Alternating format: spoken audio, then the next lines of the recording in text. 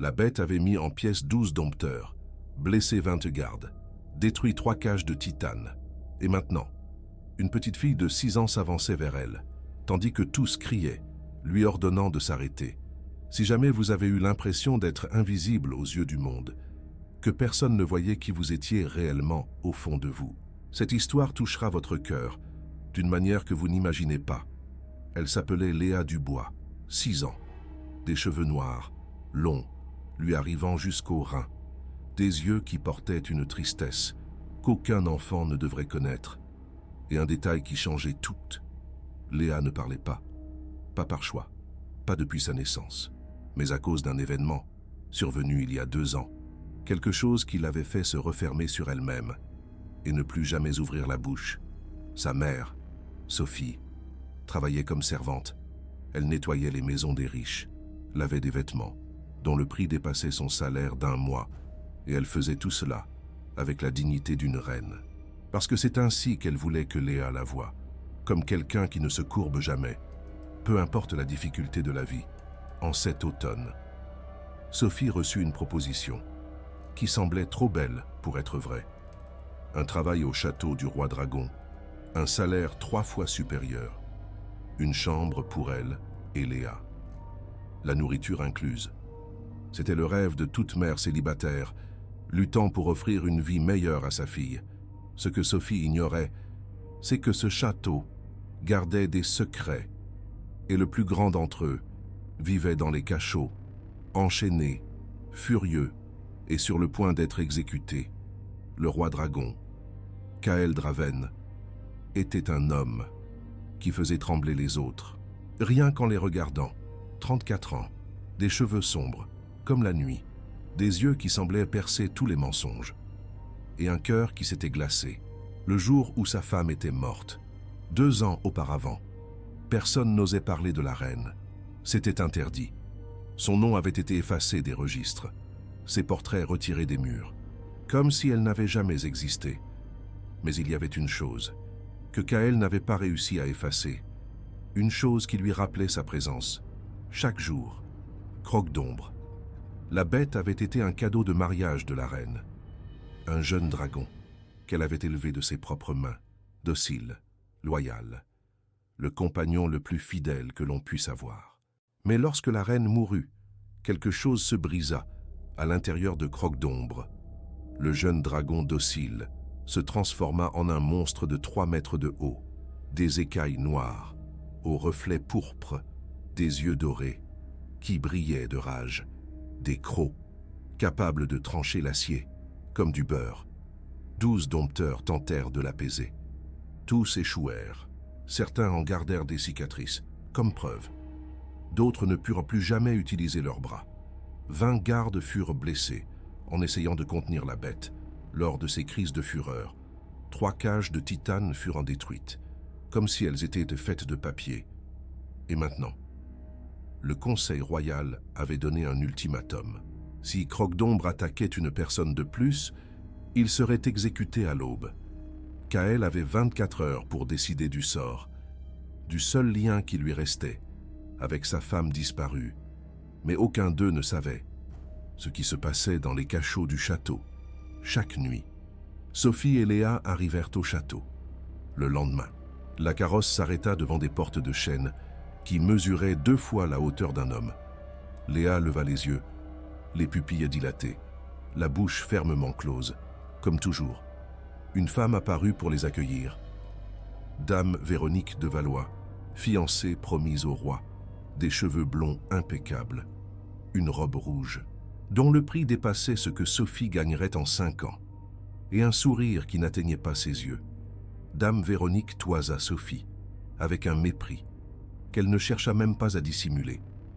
Puis son regard se posa sur Léa, la fillette silencieuse, celle qui tenait la main de sa mère, comme si c'était la seule chose réelle au monde.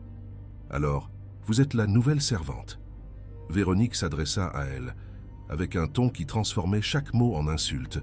« Et voici votre fille. » Sophie serra la main de Léa un peu plus fort. « Oui, madame. Voici Léa. » Véronique se baissa, jusqu'à se trouver au niveau des yeux de Léa. La petite fille ne recula pas. ne détourna pas le regard. Elle resta là, en silence, comme toujours. « Elle ne parle pas ?» demanda Véronique, en regardant Sophie.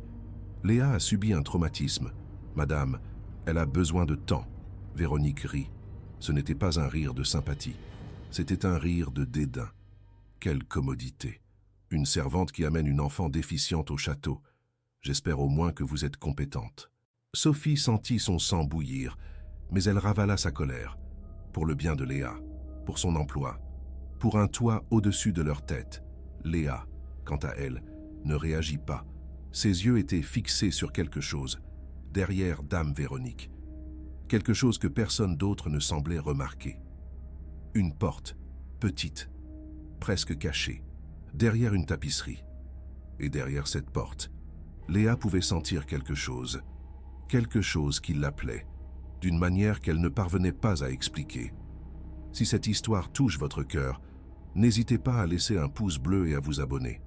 Chaque inscription nous aide à vous proposer d'autres histoires comme celle-ci. Les premiers jours au château furent un exercice de survie. Sophie travaillait 16 heures par jour. Elle nettoyait, cuisinait, lavait. Elle faisait tout ce qu'on lui demandait, et même plus. Et Léa l'accompagnait en silence, toujours en train d'observer, toujours attentive. Les autres employés chuchotaient au sujet de la fillette muette. Certains par pitié, d'autres avec méfiance. Mais personne n'essayait vraiment de se connecter avec elle. Il était plus facile de l'ignorer, plus facile de faire comme si elle n'existait pas, à l'exception d'une personne. Le roi dragon Kael la vit pour la première fois, le 3e jour. Il traversait le couloir, lorsque Léa apparut devant lui, portant une pile de draps, presque aussi grande qu'elle. Elle s'arrêta, le regarda, et ne montra aucune peur. C'était nouveau. Tout le monde craignait le roi dragon. Les employés baissèrent les yeux lorsqu'il passait. Les nobles bégayaient lorsqu'il lui parlait. Même Dame Véronique, sa fiancée, maintenait une distance respectueuse. Mais cette fillette, elle se contenta de le regarder, comme s'il était n'importe qui d'autre, comme si son titre, son pouvoir, sa réputation ne signifiaient rien. Kael ne dit pas un mot. Il se contenta de la croiser et continua son chemin. Mais quelque chose, dans ce regard, resta avec lui. Quelque chose qu'il ne parvenait pas à définir. Cette nuit-là, Léa fit quelque chose qui allait tout changer. Elle attendit que Sophie s'endorme, quitta son lit sans faire de bruit, et se dirigea vers cette porte cachée, derrière la tapisserie, qu'elle avait remarquée dès le premier jour. La porte grinça en s'ouvrant. Des escaliers de pierre descendaient dans l'obscurité, l'odeur d'humidité et de quelque chose de plus fort, quelque chose d'animal. Léa aurait dû avoir peur, n'importe quel enfant l'aurait eu.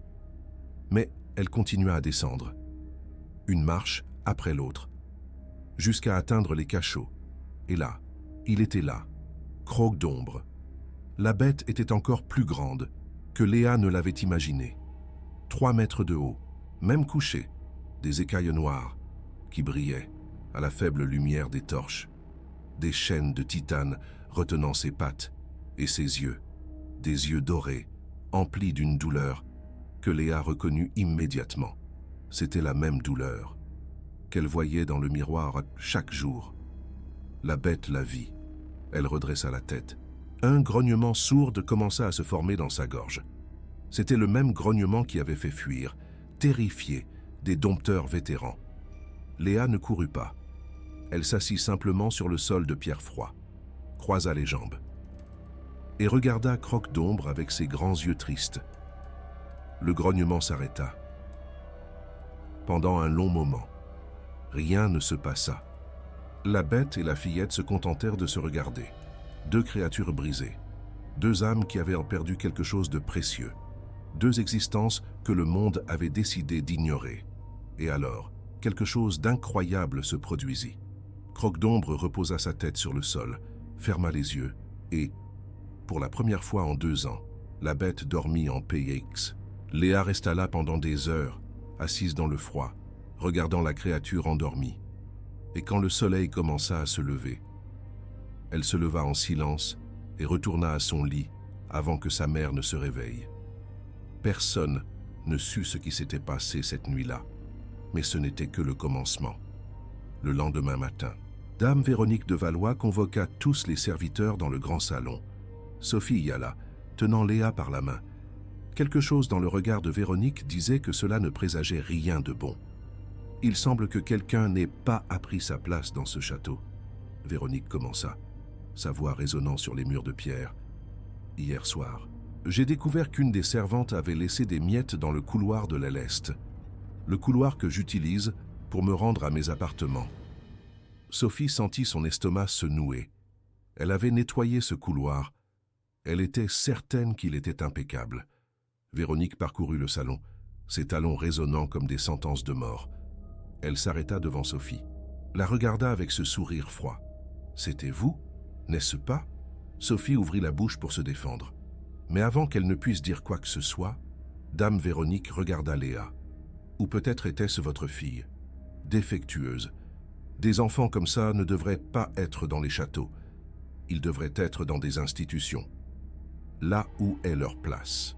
Le salon se fit silencieux. Aucun serviteur n'osait respirer. Sophie tremblait de rage.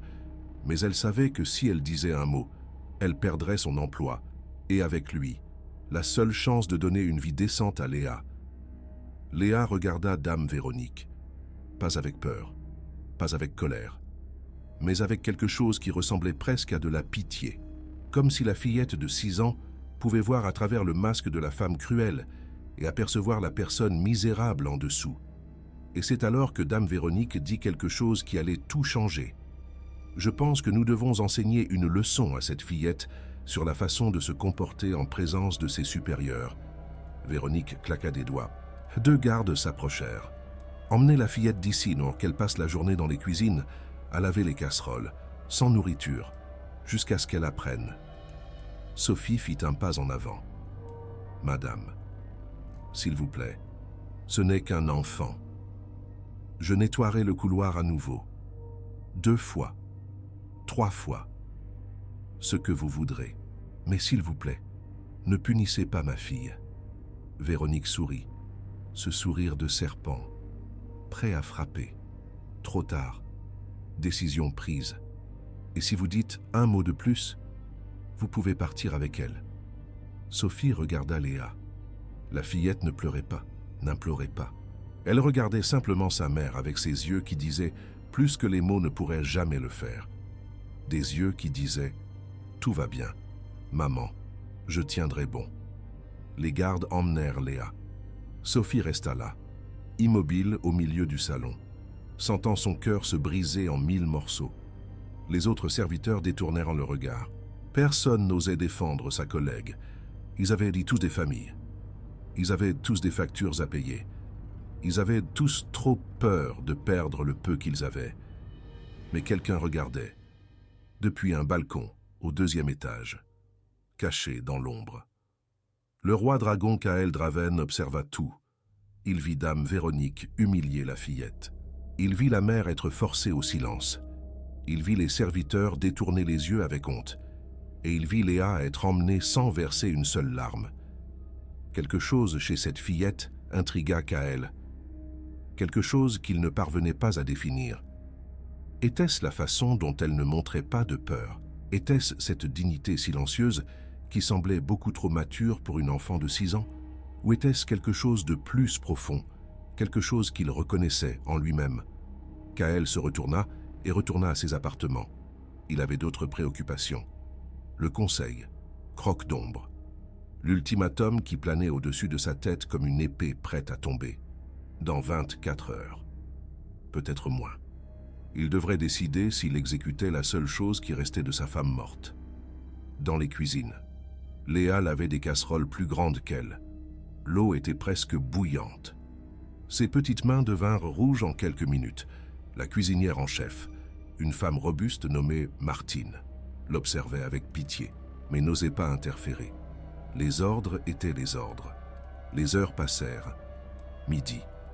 3 heures de l'après-midi. 5 heures de l'après-midi. Léa ne se plaignit pas, ne s'arrêta pas, ne demanda ni eau ni nourriture. Elle continua simplement à travailler, mécaniquement, comme si son corps était en pilote automatique, tandis que son esprit était ailleurs. Et il l'était. Léa pensait à Croque-d'Ombre, à la façon dont la bête avait reposé sa tête et dormi en paix pour la première fois. Il y avait quelque chose dans ce moment qu'elle ne parvenait pas à oublier. Une connexion, une compréhension silencieuse entre deux créatures que le monde avait décidé d'abandonner. Quand on la libéra finalement, il faisait déjà nuit. Sophie l'attendait à la porte de la cuisine. Elle courut vers elle, la serra si fort dans ses bras que Léa pouvait à peine respirer. « Ma fillette courageuse », Sophie murmura, les larmes coulant sur son visage. « Pardonne-moi de ne pas t'avoir protégée. » Léa serra sa mère en retour, et bien qu'elle ne puisse pas dire de mots, ses bras dirent tout. « Je t'aime, je te pardonne, nous allons bien nous en sortir, cette nuit-là. » Sophie s'endormit en serrant Léa contre elle, épuisée, battue, mais toujours là, toujours en train de se battre. Et quand la respiration de Sophie devint profonde et régulière, Léa fit ce qu'elle avait fait la nuit précédente. Elle sortit du lit en silence, descendit les escaliers de pierre et alla retrouver Croque-d'Ombre. La bête leva la tête quand elle entra. Cette fois, il n'y eut pas de grognement, juste un regard, une reconnaissance. Comme si Croque-d'Ombre savait qu'elle reviendrait. Léa s'assit sur le sol, au même endroit qu'avant. Et cette fois, elle apporta quelque chose avec elle. Un morceau de pain qu'elle avait caché dans ses vêtements avant d'être libérée de la cuisine. Elle posa le pain sur le sol, le poussa en direction de la bête. Croque-d'Ombre le renifla. Pendant un long moment, il se contenta de regarder l'offrande. Et puis, avec une délicatesse que personne n'imaginerait possible chez une créature aussi grande et féroce, il prit le pain avec le bout de sa langue et l'avala. Les yeux dorés rencontrèrent les yeux châtains de la fillette, et dans cet échange silencieux, quelque chose se solidifia. Une connexion, une promesse, un pacte entre deux âmes brisées qui avaient décidé de ne plus être seules. Léa resta là pendant des heures à nouveau, regardant Croque-d'Ombre, étant regardée par lui, et quand elle retourna à son lit, il y avait quelque chose de différent sur son visage. Ce n'était pas un sourire, pas encore. Mais c'était quelque chose d'approchant, une étincelle d'espoir, une graine minuscule qui avait été plantée dans ce cachot froid et sombre. Ce que Léa Dubois ignorait, c'est que ses visites nocturnes n'étaient pas aussi secrètes qu'elle le pensait. Dans la salle du conseil, les torches vacillaient, tandis que le roi dragon affrontait ses conseillers. Ils étaient 7, vieux, riches, puissants à leur manière, et tous s'accordèrent sur une chose: la bête doit mourir, votre majesté. Le plus âgé d'entre eux, Lord Marcus, parla d'une voix chargée d'irritation. Savez-vous combien de compensations nous versons aux familles des gardes blessés? Et connaissez-vous le risque que représente le maintien de cette créature au château? Munkael ne répondit pas immédiatement. Ses doigts tambourinaient sur la coudoir du trône. Ses yeux étaient fixés sur un point à l'horizon, comme s'il pouvait voir quelque chose que les autres ne voyaient pas. « Croque-d'Ombre appartenait à ma femme », dit-il finalement, la voix basse, maîtrisée, mais avec une arête d'acier qui fit déglutir les conseillers. « Votre épouse est morte, majesté, » répondit. Lord Marcus, peut-être avec plus d'audace qu'il ne l'aurait dû. La bête est devenue folle de douleur. Il n'y a pas de guérison pour cela. Il n'y a qu'une seule solution. Le silence qui suivit fut assez lourd pour écraser. Kael regarda chacun des conseillers. Un par un, il vit la peur dans leurs yeux. Il vit aussi la détermination. Ils avaient décidé. Ils attendaient juste qu'il acquiesce. « Vous, me donnez jusqu'à l'aube, » dit Kael. « Si rien ne change, je ferai ce qui doit être fait. » Les conseillers échangèrent des regards. Ce n'était pas exactement ce qu'ils voulaient, mais c'était suffisant. La réunion prit fin. Les vieillards se retirèrent, et Kael resta seul sur le trône, sentant le poids d'une décision qu'il ne voulait pas prendre. C'est alors qu'un de ses gardes de confiance, S'approcha Victor, un homme qui servait la famille royale depuis 3 générations. « Majesté, il y a quelque chose que vous devriez voir. » Kael haussa un sourcil. Victor hésita, puis parla. « Dans les cachots, la bête, quelque chose se passe. » Kael suivit Victor à travers les couloirs sombres du château. Ils descendirent les escaliers qui menaient au cachot. Et quand ils furent assez près pour voir, Kael s'arrêta. Elle était là, la fillette muette, la fille de la servante, assise par terre devant Croque-d'Ombre. Et la bête qui avait blessé 20 gardes, qui avait détruit 3 cages de titane, qui avait fait pleurer de peur des dompteurs vétérans, était allongée à côté d'elle, calme, pacifique, presque heureuse. Kael observa en silence. Son cœur battait fort. Son esprit essayait de comprendre ce qu'il voyait. « Depuis combien de temps cela dure-t-il » demanda-t-il à Victor. « 2 nuits, Majesté, » répondit Victor. « Je l'ai découvert hier, mais je voulais en être sûr avant de vous en informer. » Kael ne dit rien de plus. Il se contenta d'observer. La fillette, la bête, la connexion impossible qui s'était formée entre elles, et pour la première fois depuis 2 ans, le roi dragon sentit quelque chose qu'il avait oublié qui existait. L'espoir. Les jours suivants furent différents au château de Ravenne. Kael n'intervint pas dans les visites de Léa. Il ne les interdit pas. Il ne les encouragea pas. Il observait juste de loin, comme un homme essayant de comprendre quelque chose qui défiait toute logique. Victor maintenait une garde discrète dans les cachots, garantissant que la fillette était en sécurité, bien qu'à ce stade, tous savaient que Croque-d'Ombre ne la blesserait jamais. Sophie découvrit les sorties nocturnes de Léa la 4e nuit. Elle se réveilla et trouva le lit vide. La panique la consuma. Elle chercha dans les couloirs, dans les jardins, dans les cuisines. Et quand elle pensa finalement à descendre au cachot, son cœur faillit s'arrêter. Là était sa fille, sa fillette de 6 ans, assise à quelques mètres d'une bête, qui avait blessé 20 gardes entraînés. Sophie voulut crier, voulut courir et arracher Léa de là, mais quelque chose la fit s'arrêter. Peut-être était-ce la paix sur le visage de sa fille, peut-être était-ce la façon dont Croque-d'Ombre la regardait, non pas comme une proie, mais comme une amie, ou peut-être était-ce la voix de Victor, parlant bas derrière elle. « Ne vous inquiétez pas, elle est en sécurité. Le roi sait. Il observe. » Sophie regarda là où Victor indiquait. Dans l'ombre, à peine visible, se trouvait le roi dragon, observant sa fille, observant la bête, avec une expression qu'elle ne pouvait déchiffrer. « Pourquoi n'arrête-t-il pas ça ?» murmura Sophie. Victor réfléchit avant de répondre. « Parce que peut-être, pour la première fois depuis 2 ans, il voit une raison d'espérer. Qu'auriez-vous fait ?» Une mère normale aurait retiré sa fille de là immédiatement. Mais Sophie vit quelque chose qui la fit hésiter. Elle vit la lumière dans les yeux de Léa, une lumière qu'elle n'avait pas vue depuis ce jour, 2 ans auparavant. Commentez ce que vous feriez. Sophie prit une décision. Elle n'arracha pas Léa de là. Au lieu de cela, elle s'assit sur les marches de pierre et attendit. Elle attendit que sa fille termine sa visite et revienne de son propre chef. Et quand Léa la vit attendre, ses yeux s'écarquillèrent un instant. Ensuite, elle prit simplement la main de sa mère et la conduisit jusqu'à Croque-d'Ombre.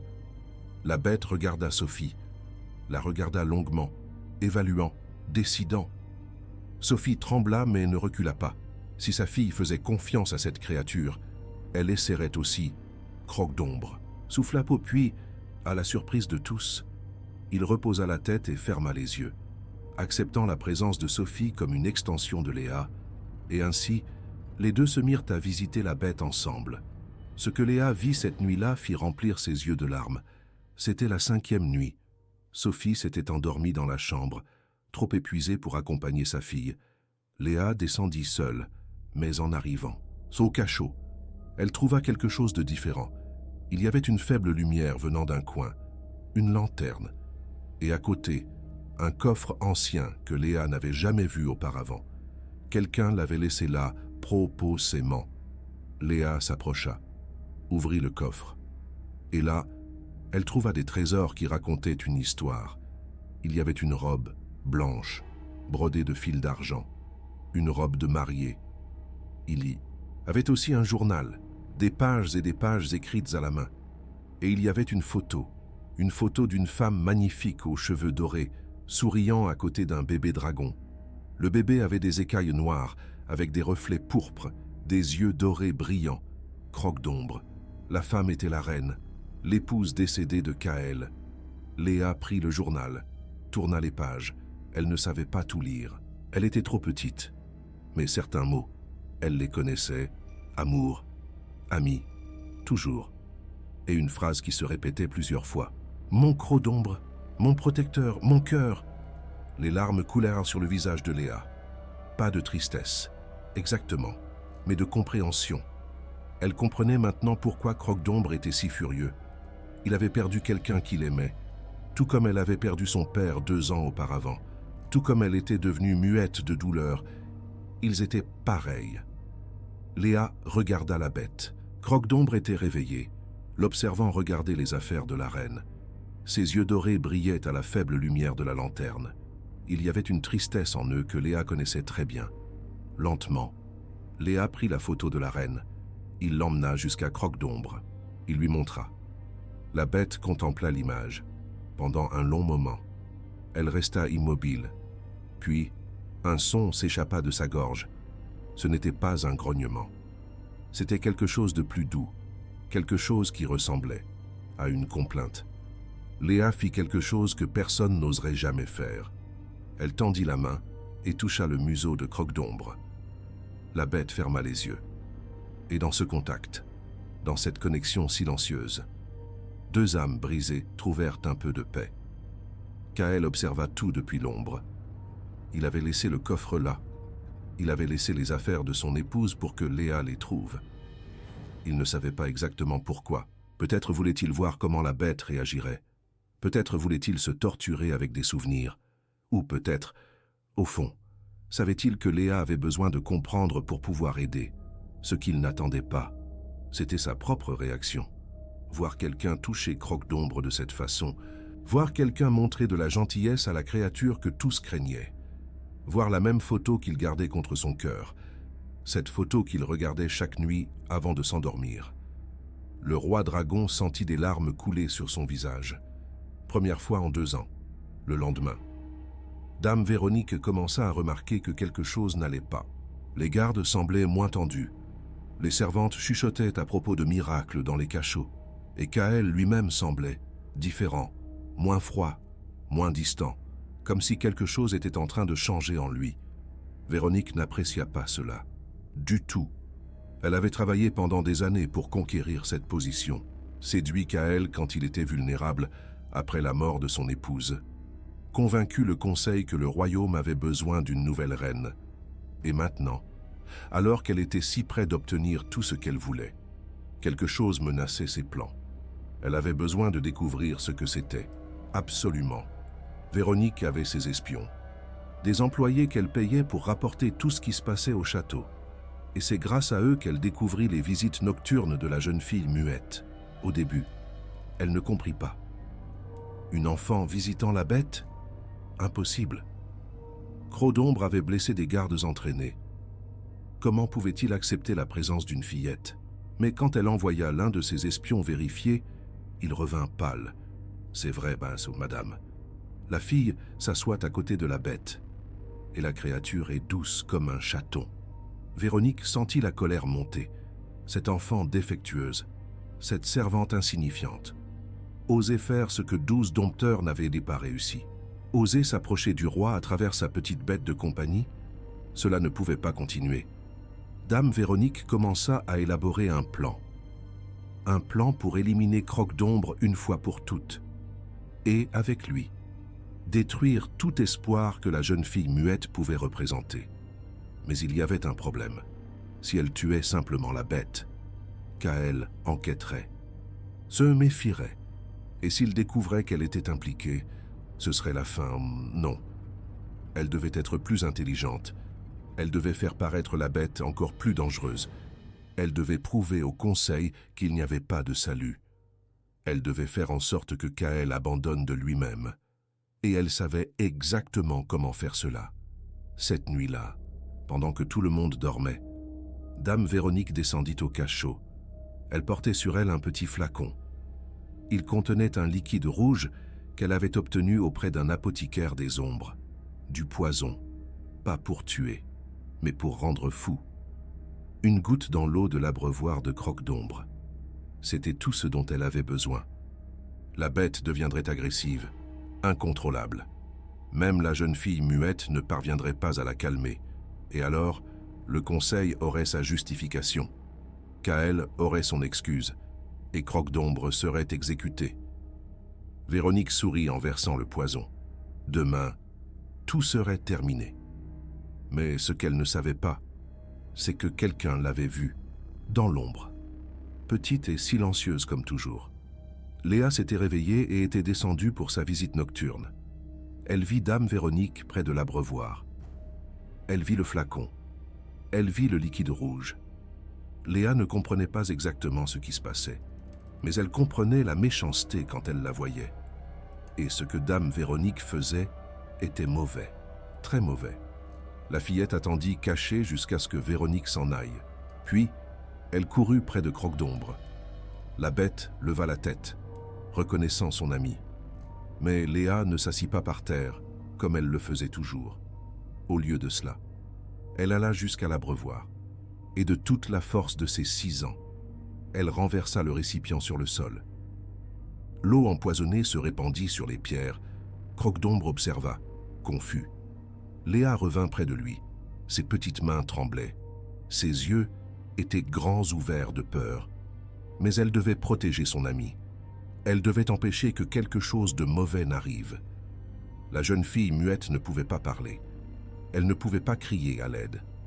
Elle ne pouvait raconter à personne ce qu'elle avait vu. Mais elle pouvait dessiner. Léa passa la nuit éveillée, avec un morceau de charbon qu'elle trouva dans la cuisine. Elle dessina sur un morceau de tissu. Elle dessina Dame Véronique. Elle dessina le flacon. Elle dessina l'abreuvoir.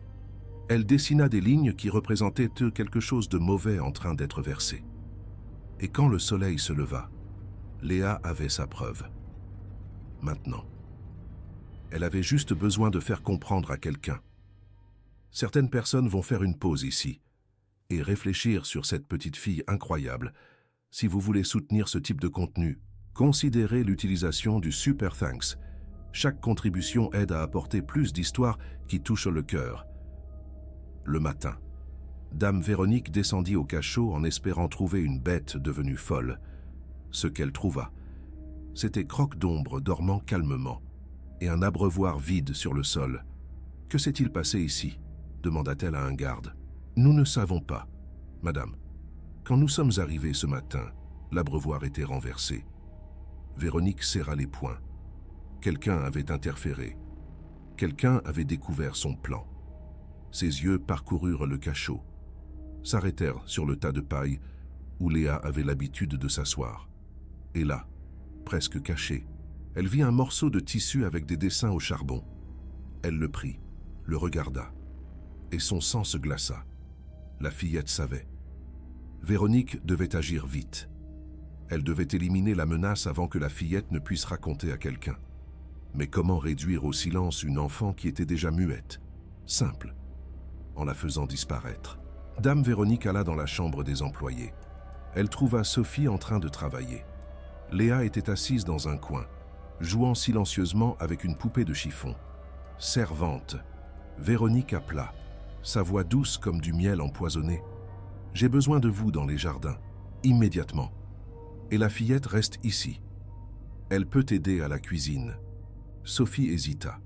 Quelque chose dans le regard de Véronique la dérangeait, mais c'était un ordre. Désobéir signifiait perdre son emploi. « Oui, madame. » Sophie se pencha et embrassa le front de Léa.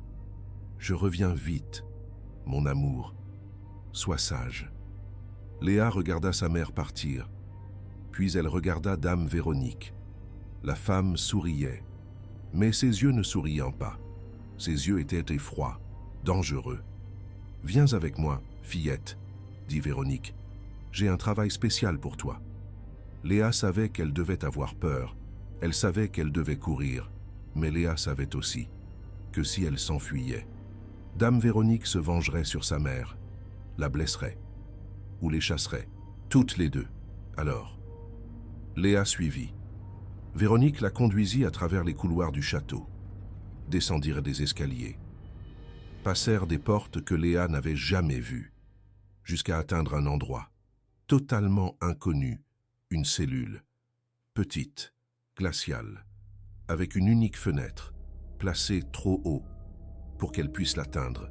« Tu vas rester ici, » dit Véronique, en poussant Léa à l'intérieur, jusqu'à ce que tu apprennes à ne pas te mêler de ce qui ne te regarde pas. La porte se referma, la clé tourna dans la serrure, et Léa se retrouva seule, dans l'obscurité. Les heures passèrent. Léa s'assit dans un coin de la cellule. Ne pleura pas, ne cria pas. Elle attendit simplement, comme elle le faisait toujours. Elle attendit et réfléchit. Elle pensa à sa mère. Qui devait être inquiète à présent? Elle pensa à Croque-d'Ombre, qui attendait sa visite nocturne. Et elle pensa au roi dragon Kaël Draven, qui était peut-être la seule personne capable d'arrêter Dame Véronique de Valois. Mais comment? Une petite fille muette, enfermée dans une cellule, pouvait-elle demander de l'aide? La réponse vint, d'un endroit inattendu, dans le cachot. Croque-d'Ombre commença à s'agiter. D'abord, il y eut seulement des mouvements, la bête faisant les 100 pas, puis vinrent les grognements, bas, constants, comme un avertissement. Les gardes reculèrent. Scène appelèrent à des renforts, craignant que la bête ne retombe dans son état agressif d'avant. Mais Victor savait que quelque chose d'autre se passait. « La fillette », dit-il à Kaël. « Elle n'est pas venue aujourd'hui. Croque-d'Ombre le sait, il le sent. » Kaël regarda la bête, il vit l'anxiété, il vit le désespoir, une créature qui avait été apaisée uniquement par une fillette de 6 ans, à présent agitée, parce que cette fillette n'apparaissait pas. Où est-elle? J'ai envoyé vérifier, répondit Victor. Personne ne sait. Quelque chose de glacial parcourut l'échine de Kaël, la même sensation qu'il avait eue quand sa femme était morte.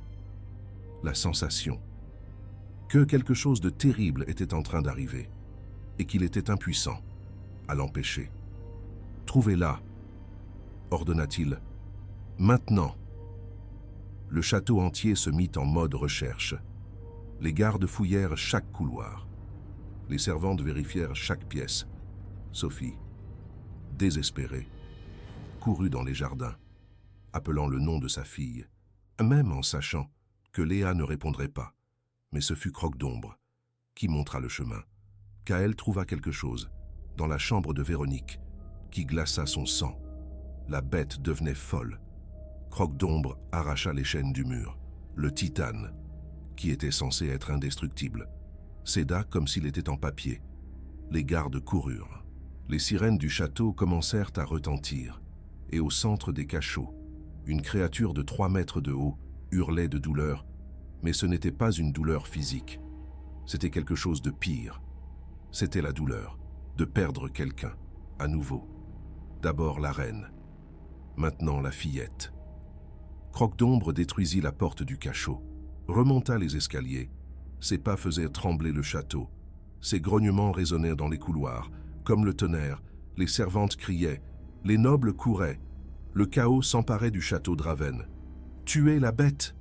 ordonna Lord Marcus depuis quelque part, en sécurité. « Elle s'est échappée. Elle va tous nous tuer. » Mais Croque-d'Ombre n'attaquait personne. Il était en train de chercher. Ses yeux dorés scrutaient chaque couloir. Son museau flairait l'air. Il savait où était Léa. Il pouvait le sentir. Et rien n'allait l'empêcher de la trouver. Le roi dragon surgit dans le couloir principal.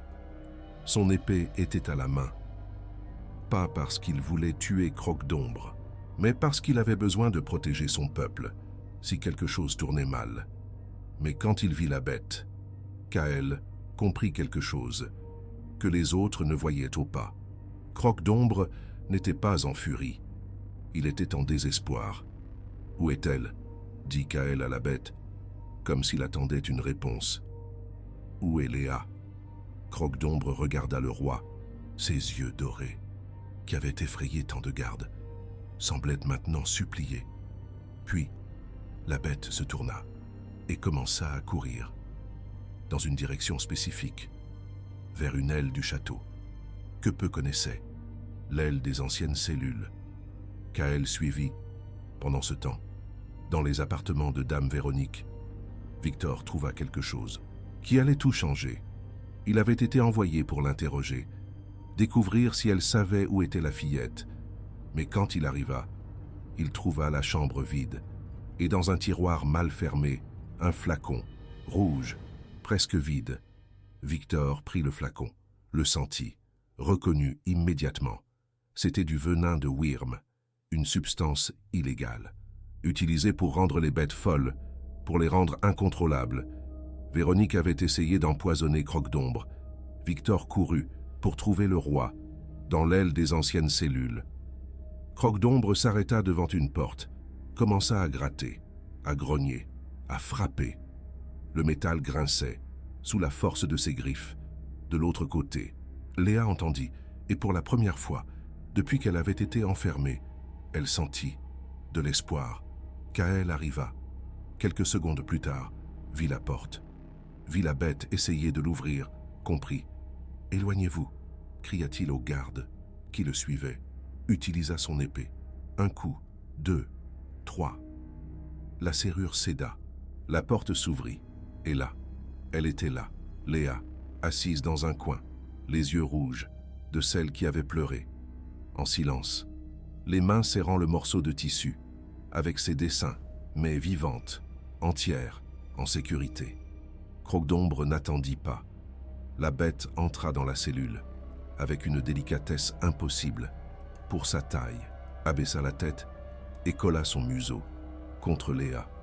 La fillette l'embrassa, ses bras minuscules atteignaient à peine une fraction du cou de la créature.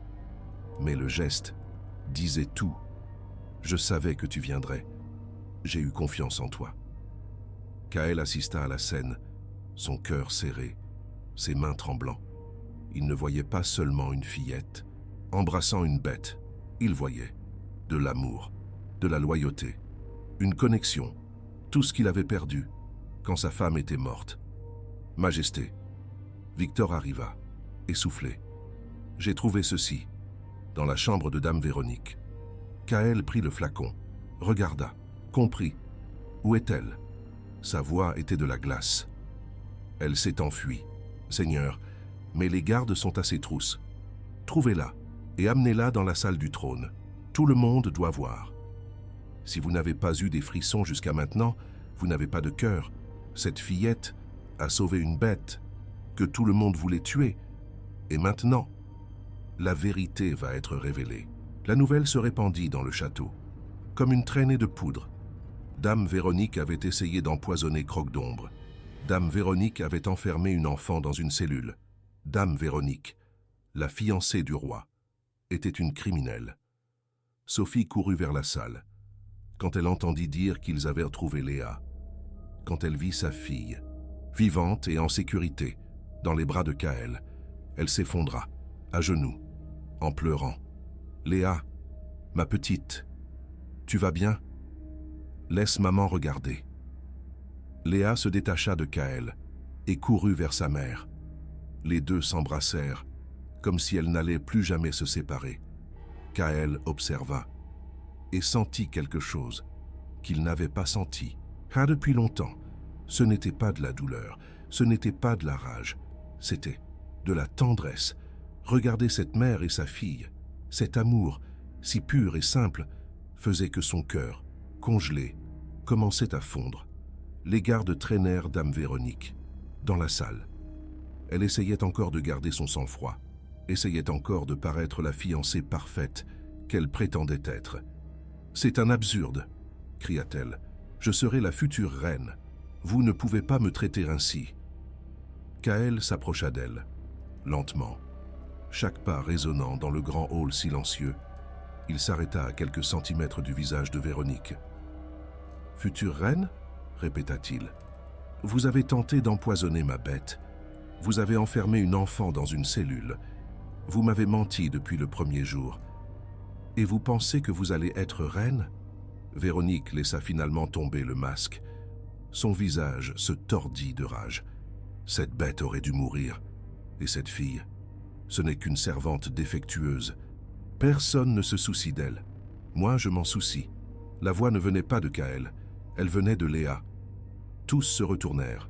La petite fille était debout au milieu du hall, sa mère à ses côtés, sous le choc. Croc d'ombre juste derrière comme un gardien géant. Léa avait parlé, pour la première fois en 2 ans.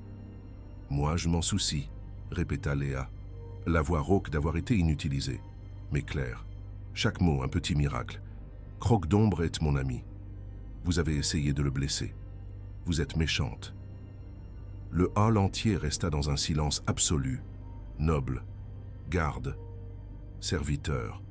Tous regardèrent la petite fille qui avait retrouvé sa voix pour défendre une bête. Sophie pleurait. Pas de tristesse cette fois, de joie, de soulagement, du miracle pour lequel elle avait prié pendant 2 ans. « Elle a parlé », murmura Sophie. « Ma petite fille a parlé. » Kaël s'approcha de Léa, s'agenouilla pour être à sa hauteur, plongea son regard dans ses yeux bruns qui avaient bu tant de douleur, mais qui conservaient encore tant de bonté. « Tu as sauvé Croc d'ombre, » dit-il. « Tu as fait ce que 12 dompteurs n'ont pas réussi à faire. Comment ?» Léa réfléchit, puis répondit avec des mots prudents de quelqu'un qui réapprenait à parler. Il avait juste besoin de quelqu'un qui comprenne, quelqu'un qui n'ait pas peur de rester silencieux avec lui. Kaël sentit les larmes revenir. Cette petite fille, cet enfant de 6 ans, comprenait plus de choses sur la douleur et la guérison que tous les conseillers du royaume réunis. Il se releva, regarda Sophie, puis Léa, puis Croc d'ombre, qui veillait sur elles deux, comme si elles étaient son trésor le plus précieux. Une décision se forma dans son esprit, une décision qui allait tout changer. Mais d'abord, il y avait quelque chose à régler. « Emmenez dame Véronique dans les cachots », ordonna Kaël. « Elle sera jugée demain devant tout le royaume. » Véronique cria, protesta, menaça. Mais personne ne l'écoutait plus. Elle n'était plus qu'une criminelle que l'on emmenait pour payer ses crimes. Quand finalement le hall se vida, il ne restait plus que 4 personnes. Kaël, Sophie, Léa et Croc d'ombre. Le roi regarda la servante.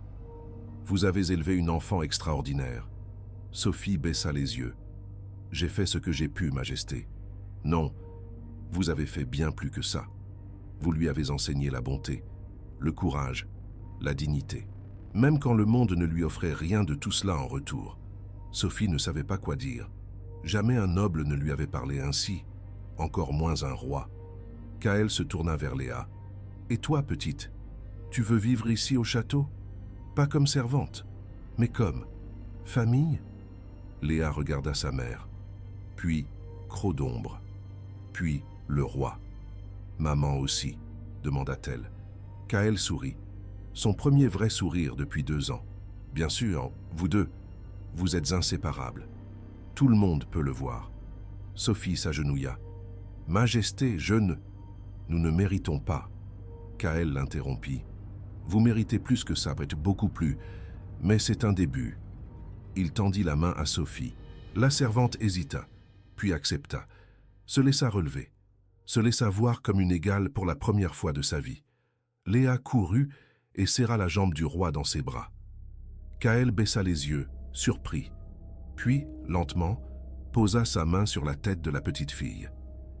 Croc d'ombre s'approcha, se coucha à leur côté, sa respiration profonde et calme. Et à ce moment-là, quelque chose de magique se produisit. 4 âmes brisées se rencontrèrent, 4 créatures que le monde avait blessées, 4 existences qui avaient été ignorées, abandonnées ou oubliées. Ensemble, elles formaient quelque chose de nouveau, quelque chose qui n'avait pas de nom, mais qui ressemblait beaucoup à une famille. Le lendemain, le jugement de dame Véronique fut rapide et décisif. Devant tout le royaume réuni dans la cour du château, les preuves furent présentées.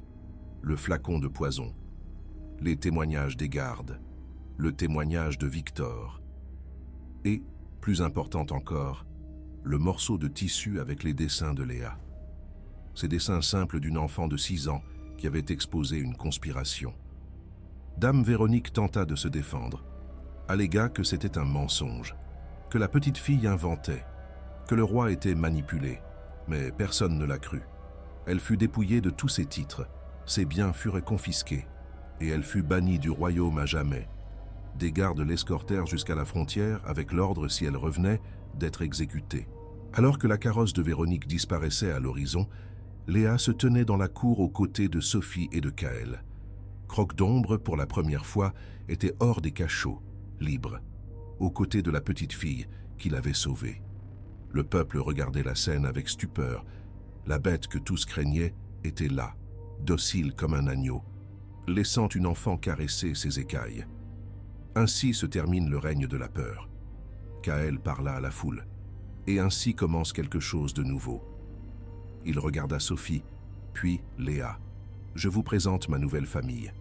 Sophie Dubois, la femme qui a élevé l'héroïne du royaume, et Léa Dubois, la petite fille qui a dompté l'indomptable. La foule explosa en applaudissements. Des nobles qui avaient ignoré Sophie pendant des semaines la saluèrent maintenant. Des serviteurs qui n'avaient jamais parlé à Léa criaient maintenant son nom. Léa ne comprenait pas complètement ce qui se passait, mais elle savait que c'était bien. Elle savait qu'elle était en sécurité. Elle savait qu'elle avait un foyer. Et elle savait que Croque-d'ombre serait toujours là pour la protéger. Cette nuit-là, alors que le château célébrait, Kaël monta jusqu'à ses appartements. Il y avait quelque chose qu'il devait faire, quelque chose qu'il avait reporté pendant 2 ans. Il ouvrit un coffre qu'il gardait fermé à clé, en sortit une lettre jaunie. La dernière lettre que sa femme avait écrite avant de mourir. Il n'avait jamais réussi à lire au-delà des premières lignes. La douleur était trop forte, mais maintenant, avec le cœur un peu plus léger, il tenta de nouveau. « Mon amour, Kaël », disait la lettre. « Si tu lis ceci, c'est parce que je suis parti, et parce que Croque-d'ombre est seul. » Kaël déglutit difficilement, continua. « Je sais qu'il va devenir furieux. Je sais qu'il va attaquer. Je sais que tout le monde voudra le tuer. Mais s'il te plaît, ne laisse pas cela arriver. Croque-d'ombre n'a pas besoin de force pour être guéri. Il a besoin de douceur. Il a besoin de quelqu'un qui s'assoit à côté de lui en silence. Il a besoin d'un cœur pur qui n'ait pas peur de sa douleur. Quand tu trouveras cette personne, mon amour, tu le sauras. Et quand tu la trouveras, prends soin d'elle. Parce que celui ou celle qui arrive à aimer une bête comme Croque-d'ombre peut aimer n'importe qui, y compris toi. Avec tout mon amour pour toujours, Hélène. » Kaël laissa tomber la lettre. Sa femme savait. Depuis le début, elle avait tout prévu. Elle avait laissé des instructions que Kaël n'avait jamais lues, car la douleur était insurmontable, et la réponse, qu'il cherchait depuis 2 ans, était là, sous ses yeux. Un cœur pur, une personne gentille, quelqu'un qui pouvait s'asseoir en silence aux côtés de Croque-d'ombre. Léa. Kaël dévala les escaliers en courant, traversant les couloirs. Il se précipita vers la chambre, où Sophie et Léa dormaient. Il s'arrêta devant la porte et observa. Sophie était allongée, enlaçant Léa. La petite fille dormait, avec un léger sourire sur le visage. Et au pied du lit, énorme pour l'espace, Croque-d'ombre était enroulé, protégeant ces 2 humaines. Kaël n'entra pas. Il ne voulait réveiller personne. Il resta là, à observer, sentant quelque chose qu'il avait oublié. L'Apex. Hélène avait trouvé un moyen de s'occuper de Croque-d'ombre, même après sa mort. Et donc, ce faisant, elle avait offert à Kaël une nouvelle famille. « Merci », murmura-t-il dans le vide. « Merci de me les avoir envoyés, au fond du couloir. » Une brise légère passa, presque comme une réponse, presque comme une étreinte, de quelqu'un qui n'était plus là, mais qui veillait. Les mois qui suivirent transformèrent le château de Ravenne. Sophie fut officiellement adoptée, comme tutrice royale de Léa. Elle n'était plus servante, mais conseillère. Elle avait ses propres appartements. Elle avait voix au chapitre dans les décisions concernant l'éducation de la fille. Et Plus important, elle avait le respect. Léa s'épanouit d'une manière que personne n'attendait. La petite fille, qui était restée muette pendant 2 ans, parlait maintenant tous les jours. Pas beaucoup, pas comme les autres enfants, mais assez pour exprimer ce qu'elle ressentait, assez pour dire « je t'aime » à sa mère tous les soirs, assez pour appeler Croque-D'Ombre « mon ami ». Chaque fois qu'elle le voyait, la bête, de son côté, était devenue le garde du corps personnel, le plus improbable du royaume. Où que Léa aille, Croque-D'Ombre la suivait, dans le jardin, au cours, dans la cuisine, pour voler des bonbons. La créature de 3 mètres, qui terrorisait autrefois les gardes entraînés, suivait maintenant une petite fille de 6 ans, comme si elle était un chiot géant. Le peuple s'habitua à cette vision. Au début, il y avait la peur, puis la curiosité. Maintenant, il y avait de l'affection. Les marchands gardaient les meilleurs morceaux de viande, pour quand Léa passait avec Croque-D'Ombre. Les enfants faisaient des signes de loin. Certains, plus courageux, demandaient de même à toucher les écailles de la bête. Cette histoire ne devrait pas exister. Une petite fille muette, domptant une bête, que 12 dompteurs n'avaient pas réussi à contrôler. Une servante, devenant partie de la famille royale. Un roi au cœur gelé, apprenant à aimer à nouveau. Si vous êtes arrivé jusqu'ici, vous savez que ce genre d'histoire est rare. Et si vous voulez aider à faire naître plus d'histoires comme celle-ci, considérez utiliser le Super Thanks. Chaque contribution fait la différence. Par un après-midi de printemps, 6 mois après que tout ait commencé, Kaël était dans le jardin, regardant Léa jouer avec Croque-D'Ombre. La petite fille courait, la bête la poursuivait, feignant de ne pas pouvoir l'atteindre. Quand elle finissait par l'attraper, elle se couchait et laissait Léa monter sur son dos, comme si c'était un trône. Sophie s'approcha de Kaël. Elle s'assit à côté de lui, sur le banc de pierre. « Elle est heureuse », dit Sophie. Kaël acquiesça. « Pour la première fois depuis longtemps. Grâce à vous, non. » Kaël regarda Sophie. « Grâce à elle. Léa nous a sauvés. À tous. Croque-D'Ombre. Moi. Même toi. » Sophie sourit. Elle a toujours été spéciale. Même quand elle était bébé. Même quand. Sa voix se brisa. Ses yeux se remplirent de larmes. « Quand quoi ?» demanda Kaël, doucement. Sophie prit une profonde inspiration. « Quand son père est mort. C'était un accident, il y a 2 ans. Léa a tout vu. Et après ça, elle a arrêté de parler. Les médecins ont dit que c'était un traumatisme, qu'elle ne parlerait peut-être plus jamais. J'ai tout essayé. Mais rien ne fonctionnait. Jusqu'à Croque-D'Ombre, compléta Kaël. Sophie acquiesça. Il lui a donné quelque chose que je ne pouvais pas. Quelqu'un qui comprenait la douleur, sans avoir besoin de mots. Kaël regarda la bête et la petite fille jouer. 2 âmes brisées qui s'étaient rencontrées et s'étaient guéries mutuellement. Ma femme savait, dit-il. Elle a laissé une lettre. Elle disait que Croque-D'Ombre aurait besoin d'un cœur pur pour être guéri. Je n'ai pas lu la lettre pendant 2 ans. Je n'y arrivais pas. La douleur était trop forte. Sophie posa sa main sur son épaule. Une liberté qu'elle n'aurait jamais prise il y a quelques mois. Mais maintenant, ils étaient une famille. Vous l'avez lu maintenant. C'est ce qui compte. Kaël sourit. Un sourire triste, mais vrai. Elle aurait adoré Léa. Sophie regarda le roi. Elle vit la solitude qu'il portait encore, le manque, qui ne disparaîtrait jamais complètement, et elle ressentit quelque chose qu'elle ne s'attendait pas à ressentir, une connexion. « Nous sommes là », dit-elle, « Léa, moi, Croque-D'Ombre. Nous ne remplaçons pas celle que vous avez perdue, mais nous pouvons être à vos côtés, aussi longtemps que vous le voudrez. » Kaël la regarda pour la première fois. Il la regarda vraiment. Il vit la bonté dans ses yeux, la force dans sa posture, la dignité qu'elle conservait, même après avoir traversé tant d'épreuves. « Vous savez ce que j'admire le plus chez vous ?» demanda-t-il. Sophie secoua la tête. Vous n'avez jamais rien demandé pour vous-même. Tout ce que vous avez fait, c'était pour Léa.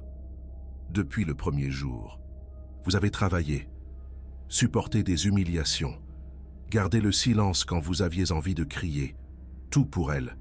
C'est le type d'amour le plus pur qui existe. Sophie détourna le regard, honteuse. J'ai juste fait ce que n'importe quelle mère ferait. Non. Kaël toucha son menton, la forçant à le regarder. Vous avez fait bien plus. Pendant un long moment, les deux se regardèrent simplement. Le roi et l'ancienne servante. L'homme au cœur gelé et la femme au cœur infini. Léa choisit ce moment pour courir vers eux. Papa Kaël. Maman. Croque-d'ombre veut nous montrer quelque chose. Kaël se figea. C'était la première fois que Léa l'appelait papa. Sophie sourit. Allons voir ce que c'est alors. Les trois partirent ensemble. Croque-d'ombre attendait à côté d'un vieil arbre, au fond du jardin. Quand ils s'approchèrent, la bête fit un pas de côté, révélant quelque chose d'enfoui entre les racines. C'était un coffre, vieux, couvert de mousse, avec le blason royal gravé sur le couvercle. Kaël reconnut immédiatement. C'était le coffre de mariage d'Hélène. Il pensait qu'il avait été perdu. Avec des mains tremblantes, il ouvrit le couvercle. À l'intérieur, il y avait d'autres lettres, des dizaines, toutes adressées à Kaël, toutes écrites par la reine avant de mourir, et au-dessus de toutes, une lettre spéciale, avec un seul mot sur l'enveloppe. Famille. Kaël l'ouvrit et lut à haute voix. Mon bien-aimé, si tu lis ceci, cela signifie que Croque-d'ombre a trouvé quelqu'un. Cela signifie que ton cœur s'ouvre à nouveau. Cela signifie que tu es prêt à aller de l'avant. Je sais que tu vas te sentir coupable, tu auras l'impression de me trahir, mais j'ai besoin que tu comprennes quelque chose. Aimer à nouveau ne signifie pas oublier. Cela signifie honorer ce que nous avons eu. Je ne veux pas que tu restes seul pour toujours. Je veux que tu sois heureux. Je veux que tu aies une famille. Je veux que Croque-d'ombre ait quelqu'un à protéger. Alors, qui que soit cette personne, cette famille que tu as trouvée, chérissez-les, aimez-les, prenez soin d'eux comme vous avez pris soin de moi. Et sachez que je serai toujours avec vous, dans chaque coucher de soleil, dans chaque brise légère, à chaque fois que Croque-d'ombre ronronnera de bonheur, avec un amour éternel. Hélène. Le silence qui suivit était sacré. Kaël pleurait. Sophie pleurait. Même Léa avait les larmes aux yeux, même sans comprendre complètement. Croque-d'ombre s'approcha. Il posa sa tête sur l'épaule de Kaël, un geste de confort d'une bête qui était enfin en pax. Et ainsi, sous cet arbre ancestral, 4 âmes brisées trouvèrent leur guérison. 1 an plus tard, le royaume entier fut invité à une célébration. Ce n'était pas un mariage, pas encore. C'était quelque chose de différent. C'était l'officialisation d'une famille. Kaël, le roi dragon, adoptait Léa comme sa fille. Sophie était nommée conseillère royale et gardienne de l'héritage de la reine Hélène. Et Croque-d'ombre était libéré de toute sentence, officiellement reconnu comme protecteur du royaume et gardien de la princesse Léa.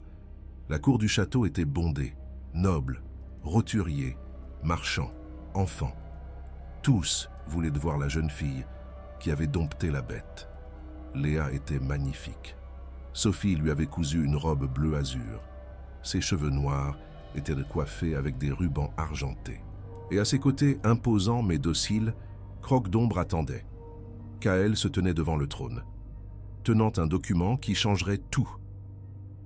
Moi, Kaël Draven, roi dragon du royaume des ombres, déclare devant tous que Léa Dubois est, à partir d'aujourd'hui, ma fille. Princesse du royaume, héritière du trône, et la personne la plus courageuse que j'ai jamais connue. La foule applaudit. Léa courut vers Kaël, enlaça ses jambes, le regarda avec ses yeux bruns qui avaient vu tant de douleur, mais qui maintenant débordèrent de joie. « Merci, papa, dit-elle. » Kaël s'agenouilla, la serra contre lui. « Merci à toi, ma princesse, de m'avoir appris à aimer à nouveau. » Sophie regardait, les larmes coulant librement. Victor, à côté d'elle, lui offrit un mouchoir. « Grâce à votre fille, dit-il, ce royaume a de nouveau de l'espoir. » Sophie sourit. Elle a toujours été l'espoir. Elle avait juste besoin de quelqu'un qui le voie. La célébration dura jusqu'à la nuit. Il y eut de la musique, de la danse, de la nourriture, des rires. Tout ce que le château de Ravenne n'avait pas vu depuis la mort de la reine. Et au centre de tout, une petite fille de 7 ans dansait avec une bête de 3 mètres pendant que tous regardaient, émerveillés. Croque-d'Ombre se mouvait avec une grâce surprenante. Ses pas résonnaient dans le grand salon comme des battements de cœur. Ses écailles brillaient à la lumière des bougies, et ses yeux dorés ne quittaient jamais les yeux bruns de Léa. Ils formaient un couple improbable, la plus petite et le plus grand, la plus fragile et le plus fort. Mais ensemble, ils avaient un sens. Ensemble, ils étaient parfaits. Lorsque la musique s'arrêta, Léa monta sur le dos de Croque-d'Ombre. La bête la porta jusqu'à la terrasse qui donnait sur les jardins. Le ciel était plein d'étoiles. Léa leva les yeux vers les constellations que sa mère lui avait enseignées, vers l'univers infini qui s'étendait au-delà de ce que ses yeux pouvaient voir. Et alors elle dit quelque chose que Croque-d'Ombre garderait à jamais. « Elle est là-haut, n'est-ce pas? La reine Hélène. » Croque-d'Ombre ronronna, un son grave, réconfortant. Léa enlaça le cou de la bête. « Je prends soin de vous. Toi, papa, maman, et elle prend soin de nous là-haut. On est une équipe, n'est-ce pas? » La bête ferma les yeux. Si elle avait pu parler, elle aurait dit que oui. Elle aurait dit que Léa était le miracle dont tous avaient besoin. Elle aurait dit qu'elle ne serait plus jamais seule. Mais comme elle ne pouvait pas parler, elle fit simplement ce qu'elle faisait de mieux. Elle resta en silence à ses côtés. Et c'était plus que suffisant. La bête avait mis en pièces 12 dompteurs, blessé 20 gardes, détruit 3 cages de titane, et une petite fille de 6 ans l'avait dompté avec rien de plus que le silence, la patience et un cœur pur. C'est l'histoire de Léa Dubois, de Sophie, sa mère, de Kaël Draven, le roi qui a réappris à aimer, et de Croque-d'Ombre, la bête qui avait juste besoin de quelqu'un qui la comprenne. Ce n'est pas une histoire de force brute, ce n'est pas une histoire de magie ou de pouvoirs spéciaux. C'est une histoire d'amour, du type le plus rare, du type qui ne demande rien en échange, du type qui transforme les bêtes en amis et les rois en pères. Et la vérité est que nous avons tous un Croc-d'Ombre à l'intérieur de nous, une partie qui est blessée, et une partie qui veut attaquer parce qu'elle a peur, une partie que le monde appelle un monstre, et nous avons tous besoin d'une Léa, quelqu'un qui s'assoit à nos côtés en silence, quelqu'un qui n'a pas peur de notre douleur, quelqu'un qui voit au-delà des écailles et des griffes et voit ce que nous sommes vraiment. Vous avez 2 choix maintenant. Vous pouvez oublier cette histoire, revenir à votre vie comme si rien n'avait changé, ou vous pouvez accepter que l'amour apparaît là où on l'attend le moins, que la guérison vient de sources improbables, et que parfois, la personne la plus improbable peut être exactement ce dont nous avons besoin. Si vous êtes arrivé jusqu'ici, vous êtes comme Léa. Vous n'avez pas abandonné. Vous êtes resté jusqu'à la fin. Vous avez compris. Et cela vous rend spécial. Maintenant, commentez ci-dessous. Avez-vous déjà eu un Croc-d'Ombre dans votre vie? Quelqu'un ou quelque chose que tous craignaient, mais que vous avez compris? Ou avez-vous été la Léa de quelqu'un? La personne qui est restée quand tous ont fui? Je réponds à tous dans les 2 premières heures. Et si cette histoire a touché votre cœur, partagez-la avec quelqu'un qui a besoin de l'entendre. Parce que tout le monde mérite de savoir que même les bêtes les plus féroces peuvent être guéries avec de l'amour.